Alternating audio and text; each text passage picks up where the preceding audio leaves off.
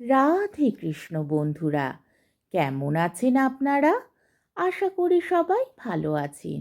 আজকে আবার একটা নতুন ভিডিও নিয়ে হাজির হয়ে গেছি। ভিডিওটি শেষ অবধি দেখার অনুরোধ রইল। আজকের গল্প বিভূতিভূষণ বন্দ্যোপাধ্যায়ের নববৃন্দাবন। আজকে গল্পের তৃতীয় পর্ব। কর্ণপুর আবার পৈতৃক ভিটাতে ফিরিয়া আসিলেন। শুধু ফিরিয়া আসা নহে, তিনি এখন পুরোমাত্রায় সংসারী। জ্ঞাতি রসরাজের সঙ্গে দ্বন্দ্ববিবাদ করিয়া বিষয় সম্পত্তি ও ধান্য রোপণের ভূমি কাড়িয়া লইলেন। ব্রাহ্মণ অধমর্ণকে দুবালা তাগাদা করেন। দুপুর রৌদ্রে উত্তরীয় মাথায় জড়াইয়া নিজের ক্ষেত্রে ক্ষেত্রে ধান্য বপনে তদারক করিয়া ঘুরিয়া বেড়ান। বৃক্ষবাটিকায় স্বহস্তে বহুদিন পরে ফল ও ফুলের চারা রোপণ করেন। কুঁড়াইয়া পাওয়া সেই শিশুটি এখন তাহার চক্ষের পুতুলি। তাহাকে একদণ্ড চোখের আড়াল করিতে পারেন না। সমস্ত সকালটি সেই বহির্বাটিতে বসিয়া শিশুকে পথের লোকজন, গরু, শিবিকা যাত্রী, নববিবাহিত দম্পতি এইসব দেখাইয়া তাহাকে আমোদ দেন।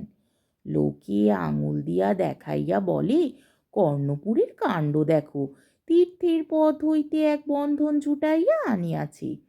হতসম্পত্তি রসরাজ পাড়ায় পাড়ায় বলিয়া বেড়ায়, মর্কট বৈরাগ্যের প্রতি সম্বন্ধে চৈতন্য মহাপ্রভু যে উক্তি করিয়াছেন তাহা কি আর মিথ্যা হইবার? হাতের কাছে দেখিয়া লও প্রমাণ। শুভাকাঙ্ক্ষী বন্ধুলোকে কর্ণপুরের পুনরাগমনে আনন্দ প্রকাশ করেন। কর্ণপুরে সব কথা শুনিয়াও শোনেন না। শিশু আজকাল ভাঙা ভাঙা কথা বলিতে শিখিয়াছে। তাহার মুখে আদো আদো বলি শুনিয়া তিনি 12 বৎসর পূর্বে অন্তর্হিত আনন্দ আবার ফিরিয়া পান। তাহার আগের কথা মনে হয়, যখন তাহার নববিবাহিতা পত্নী প্রথম ঘর করিতে আসিয়াছিল।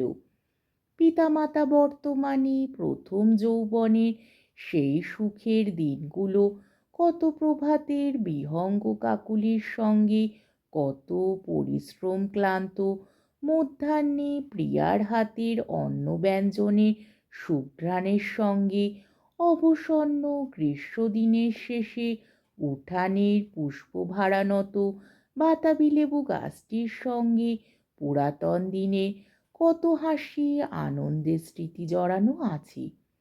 তারপরে তাহার প্রথম পুত্রের জন্মোৎসব, স্বামী স্ত্রীতে মিলিয়া কোলের শিশুকে কেন্দ্র করিয়া কত সুখ স্বর্গ গড়িয়া তোলা। আবার মনে হয় জীবনটাকে 20 বছর পিছু হটাইয়া দিয়া কে যেন পূর্ব অভিজ্ঞতার পুনরাবৃত্তি করাইতেছে। শিশুকে সামলাইয়া রাখা দায়। অনবরত হামাগুড়ি দিয়া দাওয়ার ধারে আসিতেছে। হঠাৎ একবার অত্যন্ত ধারে আসিয়া হাত পিছলাইয়া মুখ থুবড়াইয়া নিচে পড়িয়া যাইতে বসিয়াছিল। তাড়াতাড়ি আসিয়া কর্ণপুর ধরিয়া ফেলিলেন। কি একটা বিপদ ঘটিবার অজানা ভয় পতনোন্মুখ শিশুর অবোধ চক্ষু দুটি ডাগর হইয়া উঠিয়াছে। এ নিজের ভালোও বুঝে না। এই ভাবনায় তাহার মন এই ক্ষুদ্র পাগলের দিকে অত্যন্ত আকৃষ্ট হয়। বন্ধনে এইরূপ করিয়াই জড়ায়। ক্রমে ক্রমে কয়েক বৎসর হইয়া গেল। শিশু এক্ষণে 7-8 বৎসরের বালক।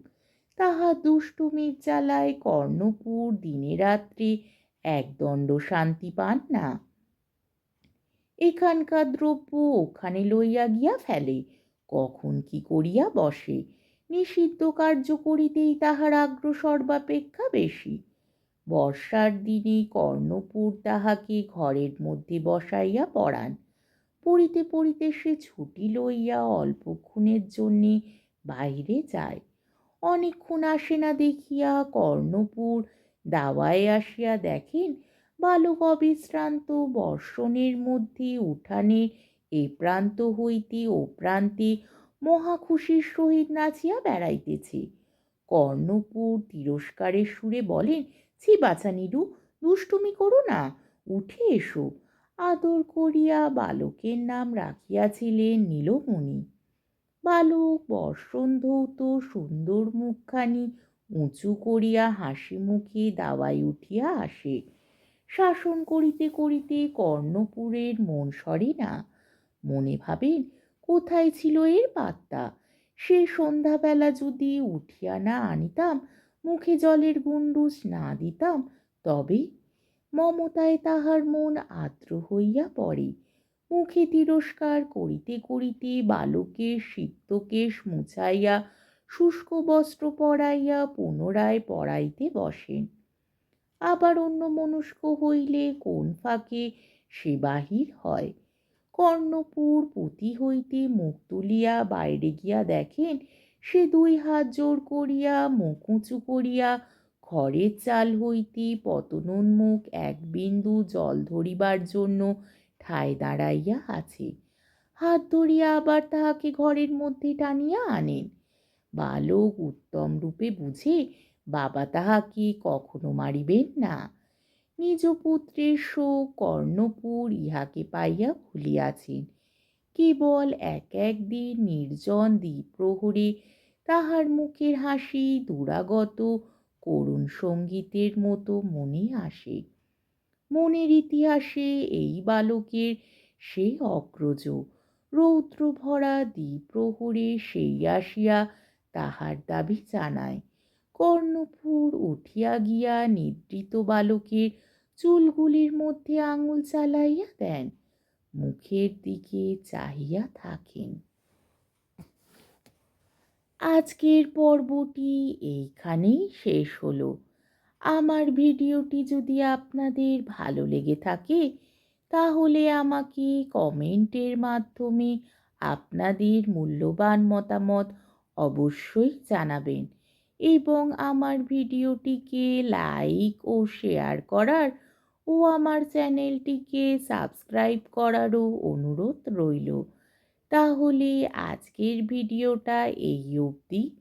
পরের দিন আবার এই গল্পেরই চতুর্থ পর্ব নিয়ে হাজির হয়ে যাব।